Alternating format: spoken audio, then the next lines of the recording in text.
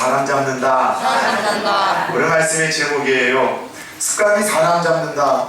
한마디로 습관이 참 무섭다는 것이죠.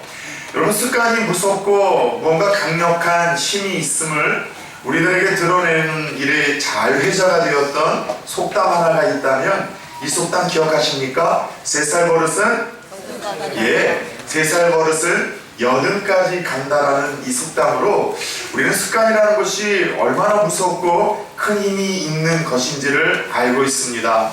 이 3살 버릇이 여든까지 간다는 이야기는 말 그대로 한번 들여진 습관은 그것이 좋은 습관이든 좋지 않은 습관이든 떨쳐내 버리기가 참 쉽지 않다는 것이죠. 습관을 고치기가 여간 어렵지가 않습니다. 더 나아가 3살 버릇이 여든까지 간다는 것은 습관을 고치기가 어려울 뿐만이 아니라 습관이란 한 사람을 오늘 말씀의 제목처럼 죽이기도 하고 살리기도 하는 묘한 능력이 또 힘이 그 습관에 담겨 있다는 뜻이겠죠. 이 습관이라는 것을 한번 제가 국어사전에서 찾아보았습니다.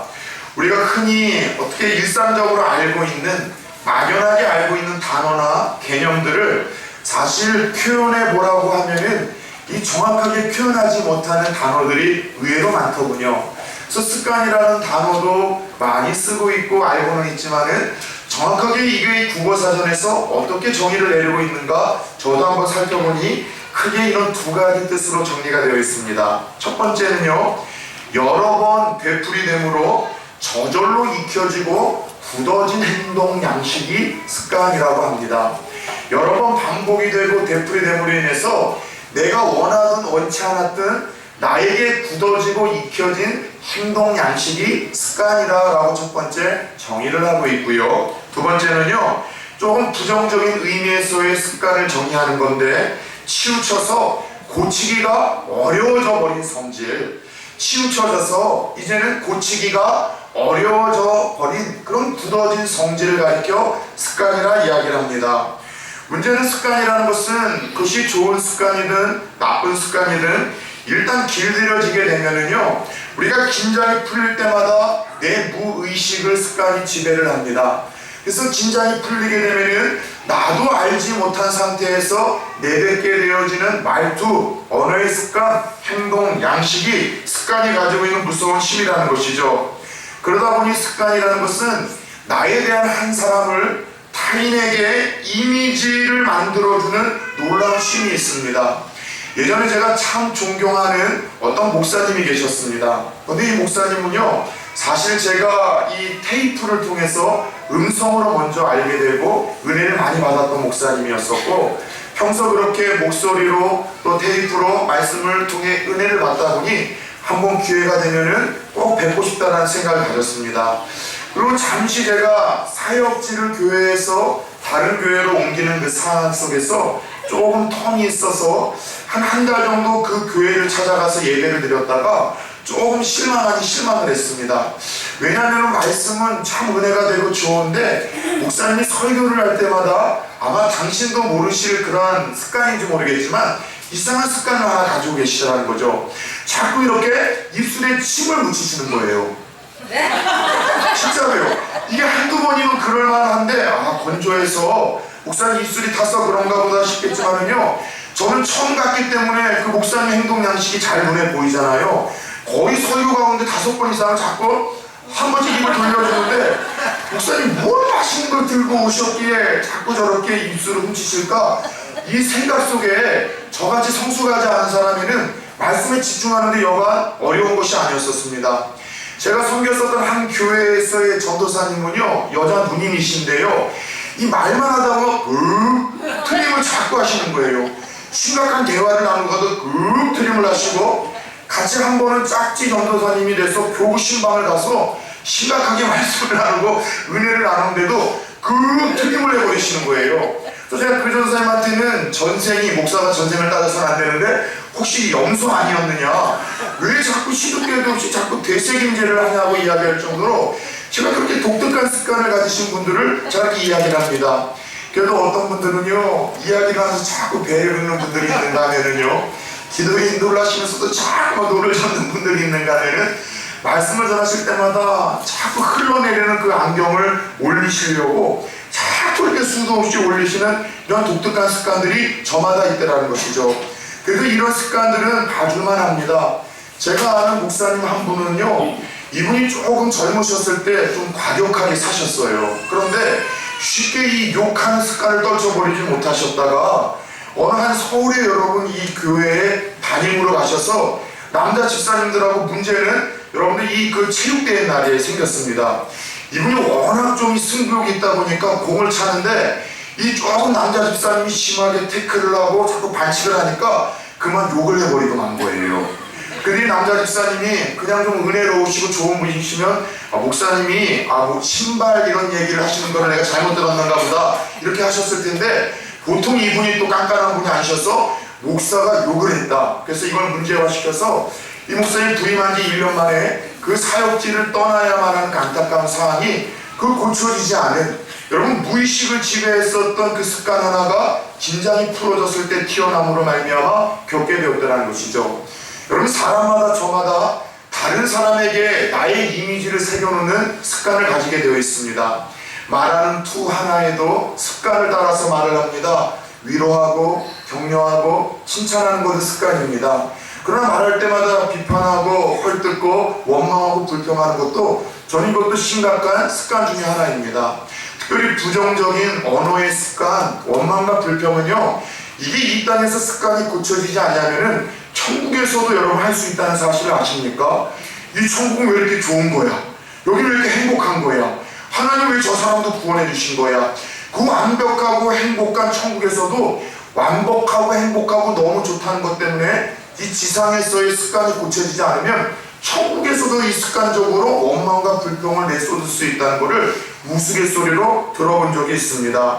누군가에게 내가 매너를 또 누군가에게 예의 있게 하는 것, 역으로 누군가에게 내가 무례하게 말을 내뱉고 누군가에게 불친절한 얼굴 표정과 내 행동 양식이 드러나는 것도 알게 모르게 오랜 세월 속에서 내 안에 굳혀져서 쉽게 고쳐지지 못하는 성질과 행동 양식, 이 습관으로 말미암아 드러나고 있더라는 것이죠. 그렇다면 한번 생각해 봅시다. 사람에게는 이처럼 누군가에게 나의 이미지를 새겨놓는 나만의 습관이라는 것을 가지고 있는데 오랜 세월 속에서 굳어진 언어 습관, 내 행동 양식에서 굳어진 성질이 있게 마련인데 저와 여러분들에게는 어떤 습관이 있는가 한번 여쭤보고 싶어요. 혹시 여러분들에게도 내가 깨닫고는 있지만 쉽게 고쳐지지 않는 그런 습관을 가지고 있지는 않습니까? 말씀을 준비하며 제 습관이 무엇인가를 한번 떠올려 봤습니다. 요즘에 와서 저희 집에 애들이 아빠의 습관을 자꾸 지적질하는 일이 있습니다. 아빠 그거 아냐는 거예요. 뭘 아냐 물어봤더니만 아빠는 맛있는 음식을 먹을 때 항상 쩝쩝 소리를 낸다는 거예요. 근데 제가 이 습관을 가지고 있다는 걸 알았을까요? 몰랐을까요? 알았어요. 아주 어려서부터 저희 어머니가 이 습관을 정말 많이 지적해줬어요. 저 음식을 먹을 때 입을 다물고 한번 먹어봐라. 그래서 흉내까지도 내주시면서 하시고서 계속해서 지적을 하셨지만 잘 안 고쳐지는 거예요. 목회자의 길을 들어서서 전도사가 되었을 때에는 저희 어머니가 그 후로 저에게 반말을 한 적이 한 번도 없습니다. 전도사님, 성도님들 만나서 신방하며 식사해야 될 일이 많은데 쩝쩝 소리 내면은 이 참 채통머리가 없다라고 소리 내지 말라라고 목회의 길을 걸어갔을 때에도 그렇게 가르쳐 주셨지만 그게 고쳐졌을까요? 안 고쳐졌을까요? 고쳐졌어요. 그런데 제가 의식을 하고 신경을 쓰면 소리를 안 내는데 그냥 편한 상태에서 이 긴장을 풀어버리면 습관이라는 게 우리의 뭘 지배한다고요? 무의식을 지배하기 때문에 저도 모르게 쩝쩝 소리가 났던 거예요. 그래서 듣다가 귀찮았었던 저희 두 딸들이 심지어 요즘에는 막둥이 아들까지 아빠 이렇게 흉낸다고 쩝쩝 소리 내는 것을 자꾸 여러분 손가락질을 하고 이야기를 합니다. 무슨 말인가 하면은 사람에게 들여진 그 습관이라는 것은 쉽게 고쳐지지 않더라는 것이죠. 여러분에게는 없을까요? 혹시 여러분이 알고 있는 습관 하나가 있지 않습니까? 근데 쉽게 고쳐지지 않는 습관이 있을 수 있습니다. 아니 어쩌면은 여러분이 알지 못하는 습관이 여러분들에게부터 무의식 중에 여러분들에게 나타나고 있는 습관이 있을지도 모르겠어요. 제가 오늘 설교를 통해서 이 한 주 동안 생활 숙제 하나를 내어드리겠습니다. 여러분의 이미지가 떠오르게 만드는 습관이 무엇인지 가까운 사람들에게 한번 물어보시기 바랍니다. 여보, 나에게 어떤 습관이 있어요? 내가 혹시 말할 때, 음식을 먹을 때, 혹은 내가 어떤 스트레스를 받을 때, 혹은 여가의 시간과 잉여의 시간을 보낼 때 나에게 지속적으로 나타나고 있는 좋지 못한 습관이 있는지 가까운 가족이나 친척들에게 물어보시기를 바랍니다. 그래서 그 습관이 여러분 좋지 못한 습관, 누군가에게 안 좋은 이미지를 남겨줄 수 있는 습관이라면 떨쳐버리시고, 좋은 습관은 계속해서 내 것으로 만듦으로 말미암아 누군가에게 좋은 이미지를 심어줄 수 있는 성숙한 하나님의 사람들이 되어질 수 있기를 예수 그리스도의 이름으로 축원합니다. 그런데 문제는 이처럼 누군가에게 이미지 하나를 만들어주는 이런 작은 습관이 아니라는 것이죠. 오늘 말씀처럼 나를 살리기도 하고 내 인생을 망치며 죽이기도 하는 그런 심각한 습관들이 우리에게 있을 수 있다는 것이 이게 심각한 문제입니다. 그래서 저는 신앙생활, 믿음생활이라는 것을 어떤 면에서는 이렇게도 좀 정의를 해버리고 싶어요. 좋은 신앙생활, 믿음생활이라는 내가 가지고 있는 좋지 못한 습관들을 날마다 떨쳐버리는 겁니다.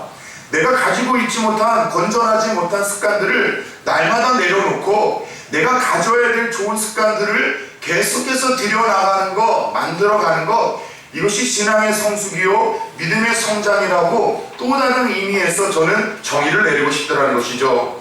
그런 의미에서 스탠포드 대학에서 참 재미있는 연구를 해서 얼마 전에 발표를 한 적이 있습니다.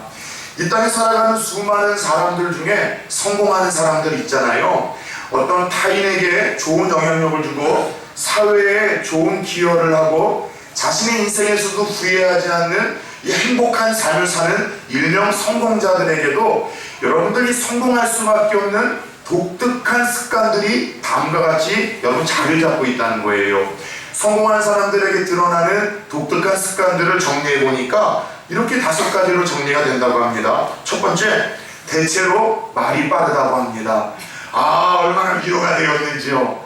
제가 처음 부임해서 목사님 설교말이 너무 빨라서 발음은 좋은데 조금만 천천히 하면 좋겠어요 라는 이야기를 참 많이 들어봤어요. 그런데 지금도 제 말이 그렇게 느려지진 않았지만 요즘에는 그런 불평, 불만이 좀 없습니다. 왜냐하면 2가지 중에 하나예요. 저것이 얘기를 해도 안 들어먹는 목사이구나, 포기를 하셨거나 아니면 여러분이 이제 빠르게 듣는 거에 대해서 습관이 되셨기 때문입니다. 그런데 성공한 사람들의 특징이 뭐라고요? 말을 빠르게 하더라는 거예요. 2번째 특징은 빨리 걷는다고 합니다. 천천히 느리게 걷는 것이 아니라 무언가 짧은 시간 안에서 많은 것을 나누고 많은 것을 감당하기에 빨리 목적지를 향해서 걷는 특징이 있다고 합니다. 3번째는요, 항상 자리에 앉을 때 앞자리에 앉는다고 합니다. 학교에서도 또 무언가 강의를 받을 때에도 교회 예배에서도 앞자리를 앉는다고 했죠. 제가 지난주에 이야기를 드렸었죠. 같은 예배 장소에 같은 시간, 1시간 동안 예배를 드리더라도 핸드폰처럼 잘 터지는 핸드폰이 있고 안 터지는 핸드폰이 있는 것처럼 예배 가운데도 하나님과 영적인 소통이 있는 성도님들이 있고 없는 성도님들이 있는데 그 특징 중에 하나가 뭐라고요? 이유 중에 하나가 자리도 위치도 중요하다고 말씀을 드렸습니다. 그래서 이 앞자리는 따라서 해봅시다. 앞자리는 금자리, 중간자리는 은자리, 따라서 뒷자리는 똥자리. 그래서 그럼에도 불구하고 여러분 한번 잘 생각해 보세요. 지금 어떤 자리에 앉으셨습니까? 설교를 들었음에도 불구하고 여러분이 자주 앉는 그 자리에 앉으셨어요. 왠 줄 아세요? 예배 드리는 그 자리 하나 여러분들 내가 정하는 것도 따라서 해봅시다. 습관이 되었기 때문이다. 와서 앉는 그 자리 하나도 여러분 습관이 되어서 그 자리에 앉아서 예배 드리고 계시더라는 것이죠. 또 4번째는요, 어떤 특징이 있느냐? 항상 배우려는 자세가 있다는 거예요. 그리고 마지막으로는 다른 사람을 배려하는 이러한 습관이 여러분 무언가 후회 없는 성공한 이들, 다른 사람에게 아름다운 이미지를 새겨주고 사회에 기여를 하고 자기 만족도와 행복도가 큰 성공자들이 갖는 5가지 습관이라고 이야기를 드렸습니다. 좀 전에도 이야기했던 것처럼 신앙의 성숙과 믿음의 성숙이라는 것을 너무 고차원적으로 형이상학적으로 생각하지 마세요. 내가 예수 닮아간다는 것, 그것은 예수님이 가지고 있는 좋은 습관을 내 것으로 만드는 것이요, 하나님이 기뻐하시지 않을 만한 그 좋지 않은 습관들을 날마다 말씀을 통해서 깨닫는 대로 내려놓기 위해서 노력하며 힘쓰는 것, 이것이 신앙생활이요 믿음 생활인데, 바라기는 오늘 이 자리에 앉아 계신 우리 사랑하는 성도님들은 올 한 해만큼은 내 이미지를 누군가에게 아름답게 그려내고 또 내 인생을 살리는 좋은 습관들을 갖기 위해서 힘쓸 수 있는 그런 성도님들과 한 해가 되어질 수 있기를 예수 그리스도의 이름으로 축원합니다. 아멘. 자, 그렇다면은 우리 예수님은 좀 어떠셨을까요? 이 습관이라는 것이 이 땅을 살아가는 모든 인생들에게 알지 못한 채 혹은 또 아는 가운데 행동 양식을 통해서 덕지덕지부터 그의 무의식까지도 지배하고 타인에게 이미지를 새겨놓는 이 강력한 힘이 습관이라고 한다면, 이 땅에서 인간의 몸을 입고 이 땅에서 사셨던 예수님에게도 습관이 있었을까요? 여러분의 생각은 어떻습니까? 예수님에게도 그분의 이미지를 떠올리게 만들고 그분의 생에 무언가 강력한 영향력을 끼쳤었던 그분만의 습관이 있었다고 생각을 하십니까? 오늘 말씀을 보면은 예수님에게도 그분의 이미지를 타인에게 새겨놓고 그분의 인생에 강력한 영향력을 끼치게 만들었던 독특한 습관이 있었다라고 성경은 이야기를 하고 있습니다. 성경은 예수님이 어린 시절서부터 갖게 된 특별한 몇 가지 습관들이 있었음을 의도적으로 밝히고 있는데요. 먼저 누가복음 4장 16절의 말씀을 제가 잠깐 한번 읽어드리겠습니다. 예수께서 그 자라나신 곳 나사렛에 이르사 안식일에 늘 하시던 대로 회당에 들어가사 성경을 읽으려고 서심해. 따라서 해봅시다. 늘 하시던 대로. 누가복음 이 바로 좀 전에 읽었던 4장 16절은요, 예수님이 이제 유년 시절을 보내놓고 처음으로 공생애를 시작하기 전에 청년 예수가 어떤 습관을 가지고 사람들 앞에 드러냈는지에 대해서 성경이 밝히고 있는 장면입니다. 예수님은 안식일이 될 때마다 유대인들이 모여 말씀을 나누고 예배를 드리던 회당으로 가셨대요. 그리고 그곳에서 성경을 읽으셨는데, 참 재밌는 것은 늘 하시던 대로 이 회당을 가셨고 늘 하시던 대로 말씀을 읽으셨다라고 강조를 하고 있습니다. 늘 하시던 대로라는 이 단어를 히브리어로 보면은 에도라는 표현을 쓰고 있는데, 역시 늘 하시던 대로라는 이 단어가 히브리어로 풀어보면은 습관이 되신 대로라는 뜻입니다. 무슨 말이에요? 예수님에게 나타났었던 첫 번째 습관을 성경은 의도적으로 드러내고 있는데, 그것이 말씀을 가까이 하고 사랑하는 습관이었음을 이야기하고 있습니다. 예수님께서는 늘 성경을 가까이 하시고 사랑하시고 읽는 습관이 그분에게도 있으셨다는 것이에요. 그런데 예수님이 이처럼 회당에 가서 이 말씀을 읽고 사랑하는 이 습관은 어쩌다가 갑자기 나타난 행동이 아니라 어려서부터 유대인으로서 그 부모로부터 보고 듣고 물려받은 대로 자연스럽게 여러분들 각인되어진 행동 양식이라는 사실을 우리가 잊어서는 안 된다는 것입니다. 예루살렘의 이스라엘에 제가 한번 탐방을 갔다가 깜짝 놀란 여러 충격적인 장면 중에 하나가 통곡의 벽에서의 유대인들의 모습을 보고 깜짝 놀랐습니다. 지금도 안식일이 되면은 금요일 저녁서부터 토요일 해지는 저녁까지 안식일이 되면은요, 이 이스라엘에 거주하는 유대인들은 통곡의 벽에 다 모여듭니다. 어마어마한 광장이에요. 그리고 여러분 그 통곡의 벽에 모여들면은 절반으로 나눠서 이쪽에는 남자들이, 또 이쪽 벽 너머에는 여성들이 그 벽을 붙들고 하루 종일 기도를 해요. 그리고 저도 여러분 모자를 쓰고 와서 벽을 붙들고 기도를 하고 벽 틈새에는 기도 제목을 적어서 꽂아두면서 그렇게 기도를 합니다. 그리고 남자들만 들어가는 성역이 있는데, 감사하게도 유대인들에게만이 아니라 그 모자를 쓰고 들어가면은 우리 그 방문객들에게도 허락해주는 그 통곡의 벽 바로 옆에 있는 회당이 있어요. 들어가 보면은요, 그 넓은 장소에 정말 어린 아이로부터 호우 백발이 된 할아버지까지도 여러분 하루 종일 말씀을 붙들고 있는 여러분 경이로운 장면을 목격하게 됩니다. 때로는 이따만한 두루마기를 펴서 읽고 있는 젊은이들이 있고, 누워서 성경을 읽는 이들이 있고, 뭔가 컴퓨터로 보면서 성경을 젊게 읽는 이들, 또 말씀 하나를 펴놓고 그 뜻이 무슨 뜻인지 서로 토론을 하고 상의를 하고, 혹은 나이 지긋한 어떤 한 납비가 젊은 어린 아이들을 앉혀놓고서 성경을 가르치고 있는 장면들이 그 어마어마하게 넓은 그 회당 안에서 지금도 벌어지고 있더라는 것이죠. 그래서 어려서부터 그 말씀을 사랑하는 것을 가르쳐주고 보여주고 또 들려줬었던 그 유대인들이 여러분 지금도 커가면서 그 습관이 되어져서 누구보다도 말씀을 사랑하고 가까이 함으로 말미암아 전 세계 0.3%밖에 안 되는 소수민족이지만 전 세계의 정치와 경제와 군사력에 막강한 영향력을 끼치는 위대한 인물들을 지금도 키워내고 있지 않느냐는 것이죠. 오늘 예수님께서도 가지셨던 첫 번째 습관이 무엇이었다라고요? 그분은 말씀을 사랑하셨습니다. 말씀을 가까이 하셨습니다. 그런데 이것이 어쩌다가 저절로 나타난 행위가 아니라 따라 세웁시다. 습관이 되어 그분 안에 자리 잡은 거룩한 습관이 되어 이 말씀을 사랑하고 가까이 하는 모습을 드러내고 있다라고 성경이 이야기를 하고 있습니다. 요즘에 제 고민은 그거예요. 제 아이를 둔 아빠로서 이 자녀들에게 목사의 아이들이 사실 일탈하는 안타까운 일들이 한국 교회 안에 참 많았거든요. 한국 교회 안에만 그랬습니까? 성경 안에서도 아담과 같은 그 아들도 잘못 여러분 신앙의 훈련을 받음으로 말미암아 하나님에게 극산을 맞은 일도 있었고, 사무엘의 아들도, 그리고 또 엘리의 제사장의 아들도 바르게 그 신앙생활이 전수가 되지 못해서 정말 안타까운 일탈을 우리에게 보이고 있지 않습니까? 그래서 전 고민이 되고 있어요. 우리 아이들에게 어떻게 신앙의 이 습관을 들여줄 것인가? 여러분들은 어떻습니까? 자녀들에게 어떤 좋은 경건의 습관, 그들의 인생을 살릴 수 있는 예수님의 습관을 들여줄 수 있을까에 대해서 고민을 하시고 안타까워하시는 적이 있으십니까? 바라기는 저희 교회 참 감사한 것은 젊은 세대들이 많습니다.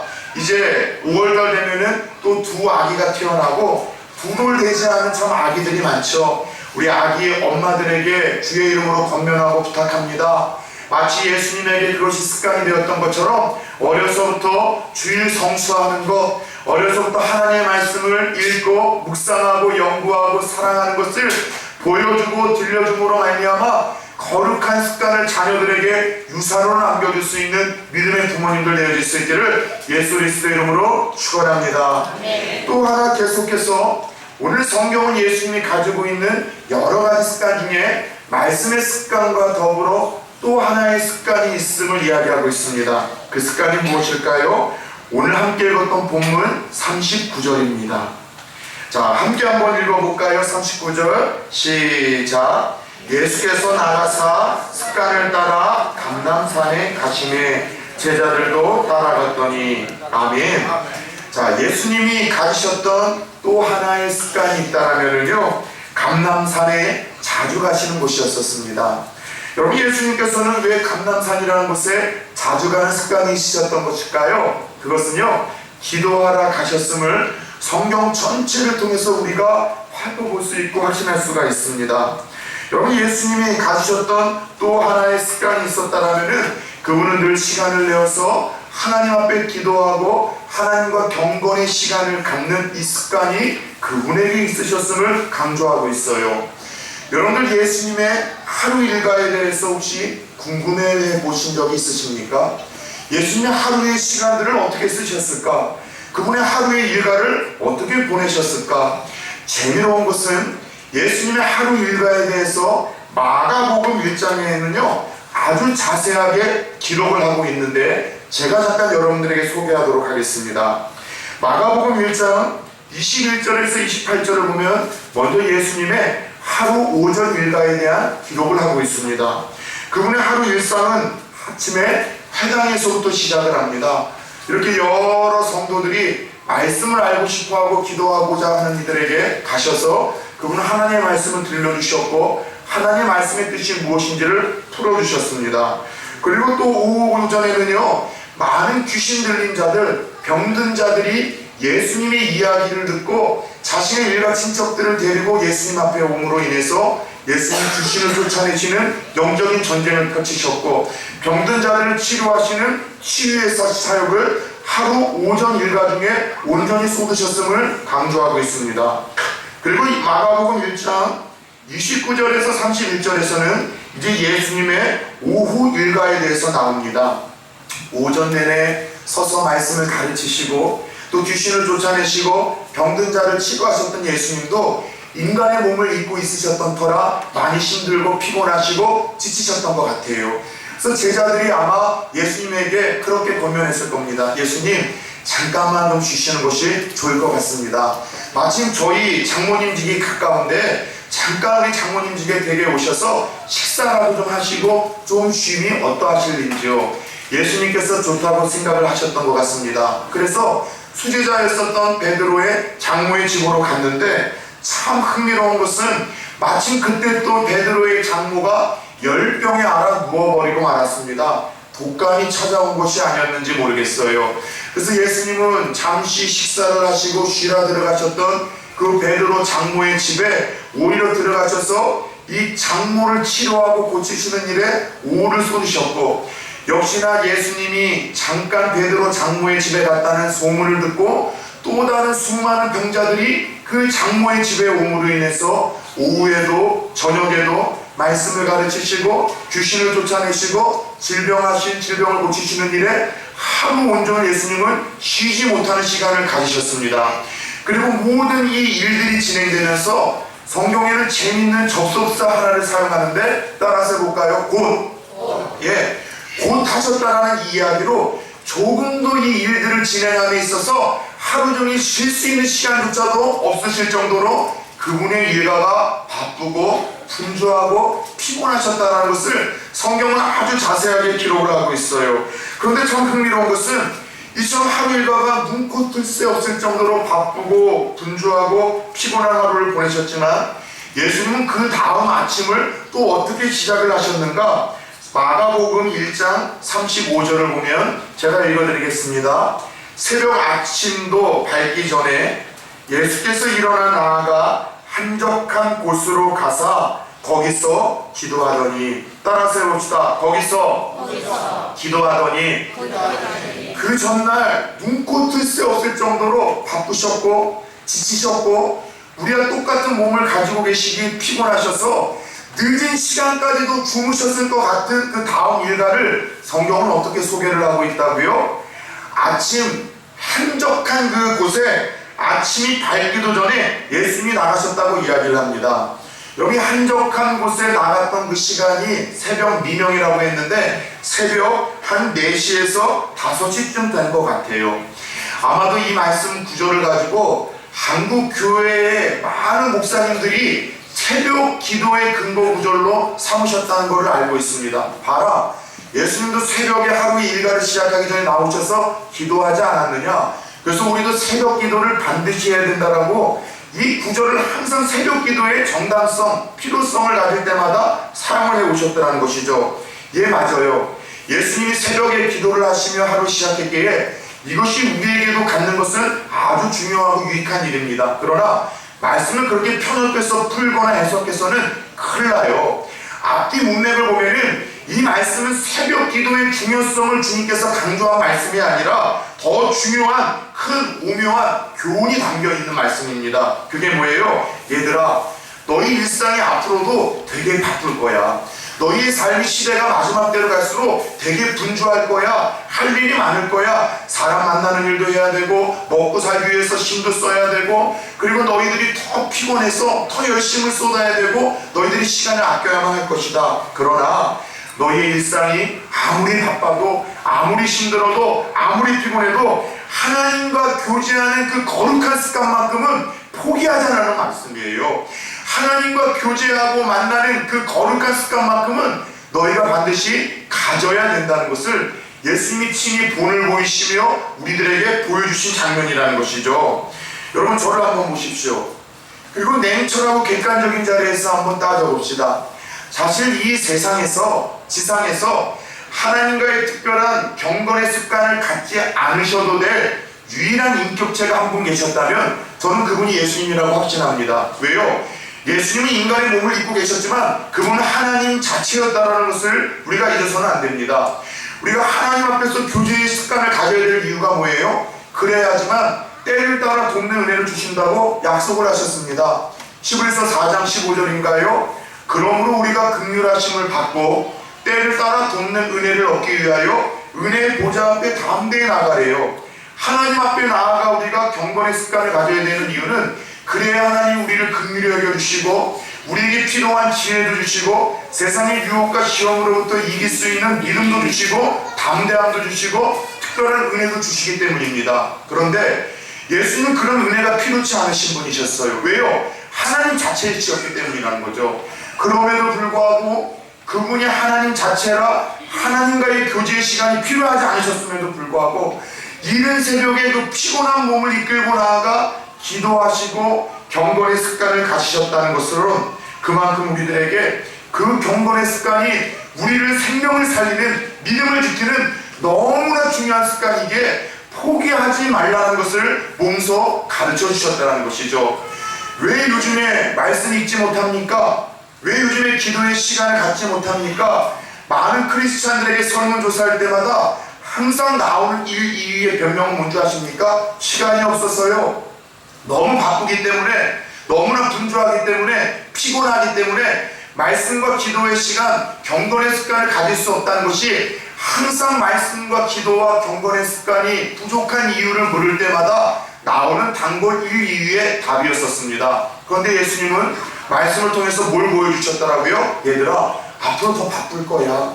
앞으로 더 피곤할 거야. 앞으로도 너희에게 시간이 없을 거야. 그러나 너희들이 적어도 나를 믿는 크리스찬답게 다 살기 위해서, 믿음으로 승리하기 위해서 내가 너희들에게 약속한 그 영혼의 기쁨과 평안함과 능력을 맛보기 위해서는 바쁘고 피곤하고 분주할수록 더 말씀을 통해서, 기도의 시간을 통해서 내가 너희와 만날 수 있는 경건의 습관과 시간만큼은 포기하지 말라라고 우리에게 말씀하고 있더라는 것이죠.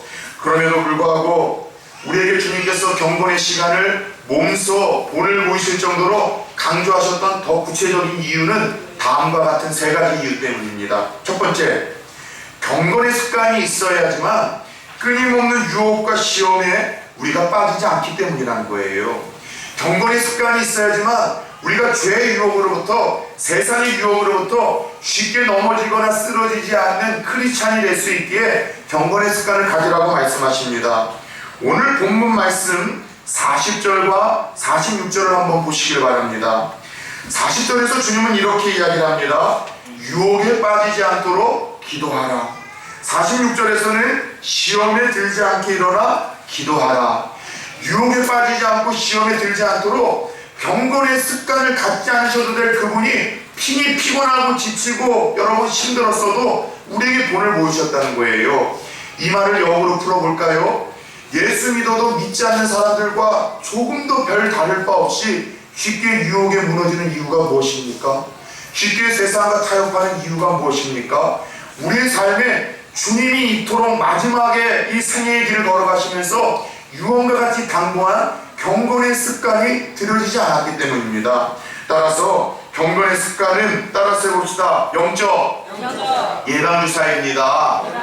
예, 여러분들이 겨울만 되면은요, 이 공짜로 싸게 놔준다는 보건소 가서 독감 예방주사 다 맞잖아요. 여러분, 우리 60만이 아니라 영혼의 여러분 예방주사도 늘 경건의 습관을 가지심으로 맞이할 수 있는 저와 여러분들이 되어지기를 축원합니다.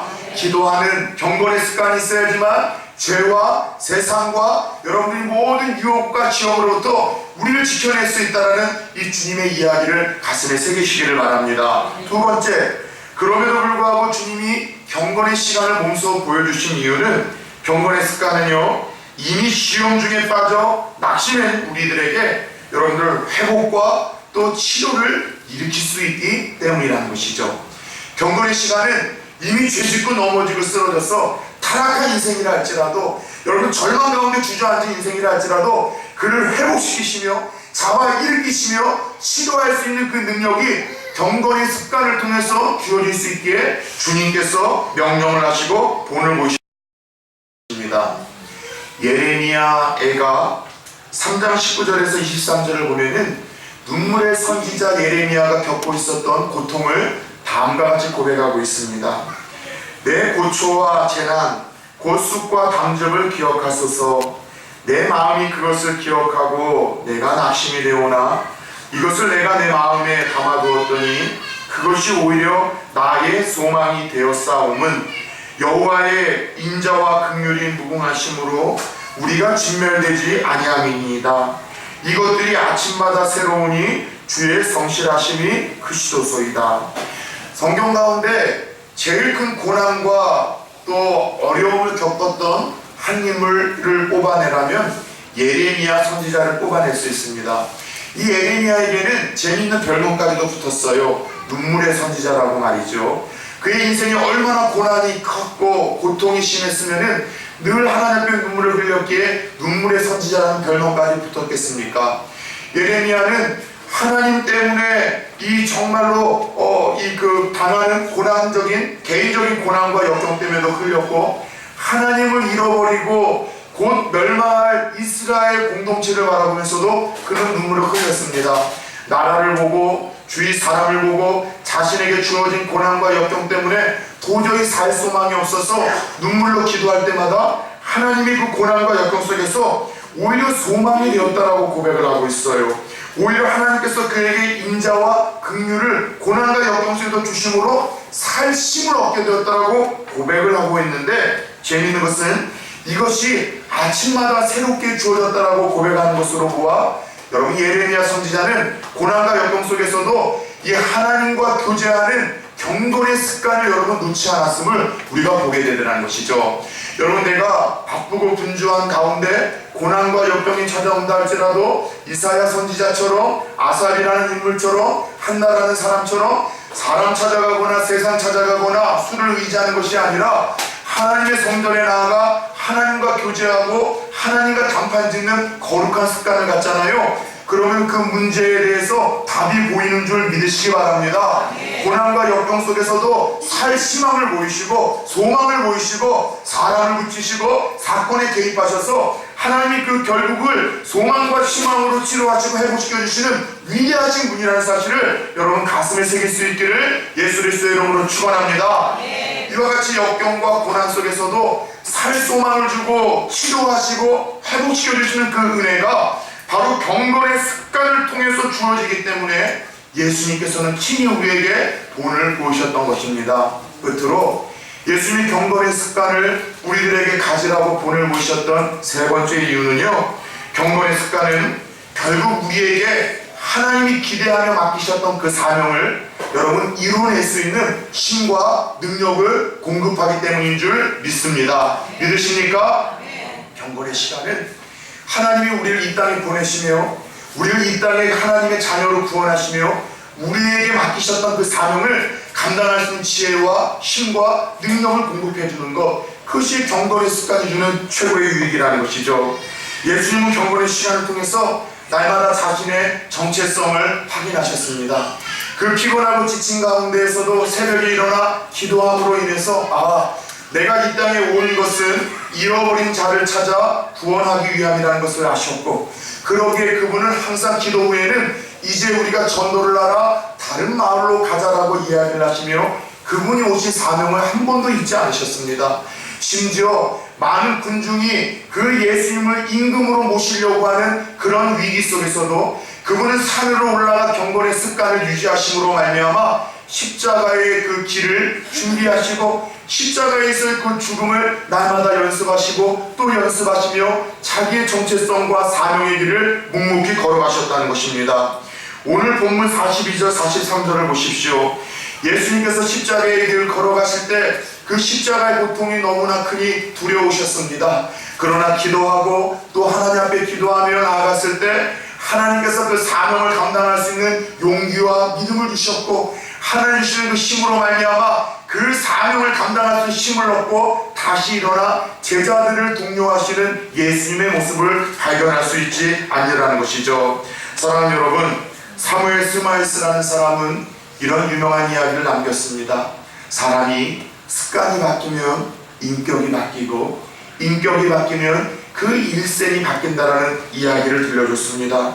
그래요, 습관이라는 것은 오늘 우리에게 주셨던 말씀의 제목처럼 사람을 잡습니다.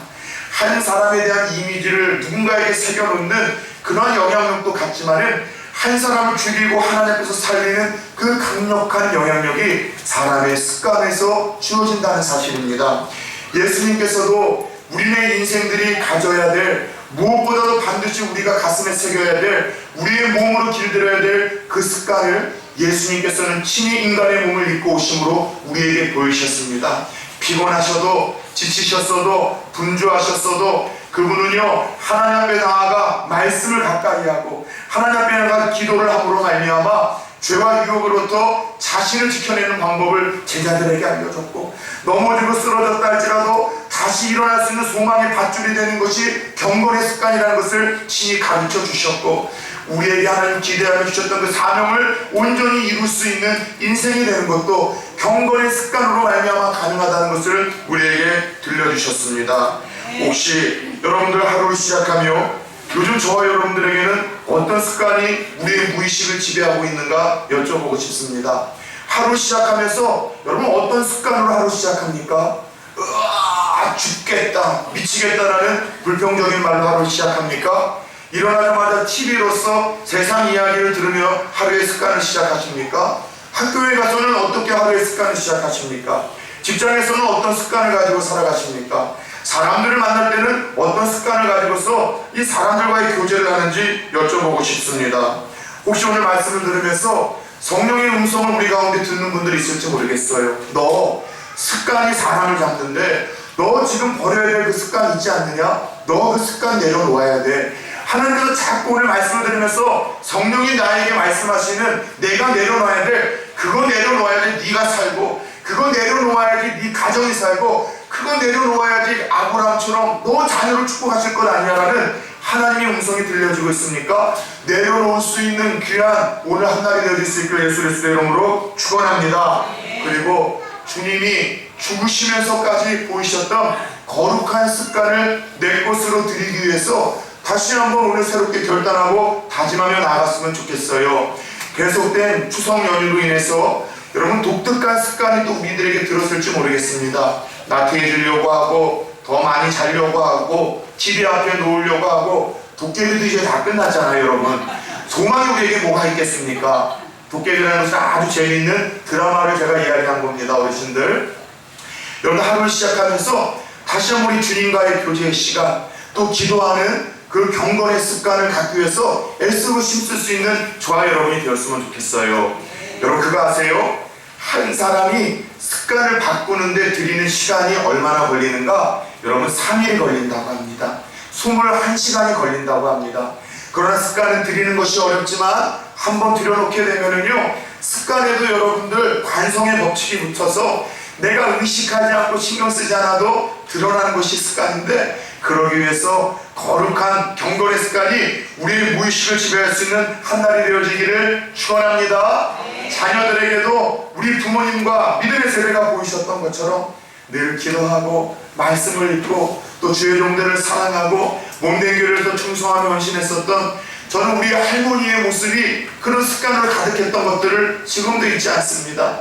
제 어머니가 많이 배우지 못했던 분이지만 그렇게 늘 습관적으로 기도하셨던 어머니, 골방에서 엎드려서 항상 이렇게 말씀을 묵절하면서 기도했던 그 어머니의 습관을 바라보고 자란 아들이라 저도 그 시간의 소중함을 아는 그런 목사가 되었어요. 여러분은 여러분의 자녀들에게, 주위 사람들에게 어떤 습관을 가진 이미지를 남겨주시겠습니까? 예수님의 습관에 대한 이미지를 새기시고 남겨주심으로 인해서 여러분 나도 살고 남도 살리고 한 번뿐인 인생 사명을 이루며 감당하는 저와 여러분들이 되어질 수 있기를 예수 그리스도의 이름으로 축원합니다.